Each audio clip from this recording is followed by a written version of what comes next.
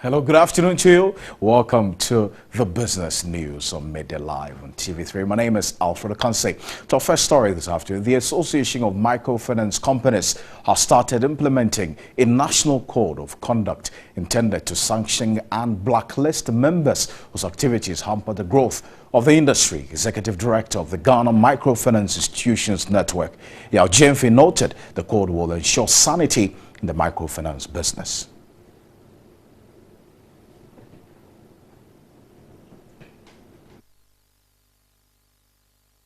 Details of that story very shortly, but away from that, the Water River Authority, VRA, says it has procured about 1 million barrels of crude for its thermal plants in the western region and Tema, following the cut in gas supply from the FPSO Kwame Nkrumah. It also says it will also purchase between 50 and 100 megawatts of power from Ivory Coast to augment Ghana's power generation capacity in the next 2 weeks. The floating production, storage and offloading vessel FPSO Kwame Nkrumah has been shut down for mandatory maintenance works for 2 weeks starting March 20. This is expected to impact power generation from the Abuazi Thermal Enclave, Ameri and Asogli thermal plants. According to the VRA, it will complete the switch of all dual-fuel thermal plants to run on light crude oil before close of week. We have made the adequate preparations to buy crude oil. We got almost 1 million, to be precise, 950,000 barrels. We discharged 300,000 barrels in Tema for our plant in Tema, and then we are on the way to discharge 400,000 barrels in Takrady. The extra 200 will be discharged again in Tema. So we've done adequate preparations to have enough stock of crude oil to take care of our operations for the machines. The VRA says peak demand is currently around 2,000 megawatts, while total power generation is around 2,200 megawatts. The chief executive of the VRA, Engineer Kek Kofi, says Ghana is negotiating to receive close to 100 megawatts of power from Ivory Coast to augment the power situation when needed. I was in Ivory Coast with the Deputy Minister of Power, Honorable Jinapo, and the Chief Executive of Gridco to talk to them for some extra power supply. They were willing, and over the weekend they are able to give us enough, and weekdays off peak they are able to give us something, but peak time they reduce it. So that's what the situation is.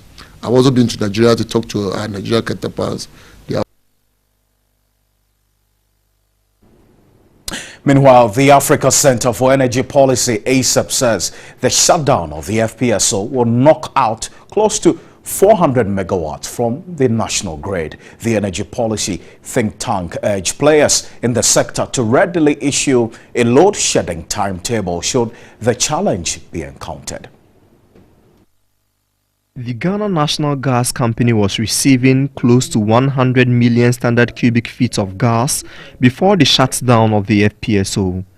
The Ameri plant, which relies solely on gas, would stop producing the 250 megawatts of power due to the shutdown, with Asogli power plant also suspending 150 megawatts of power generation.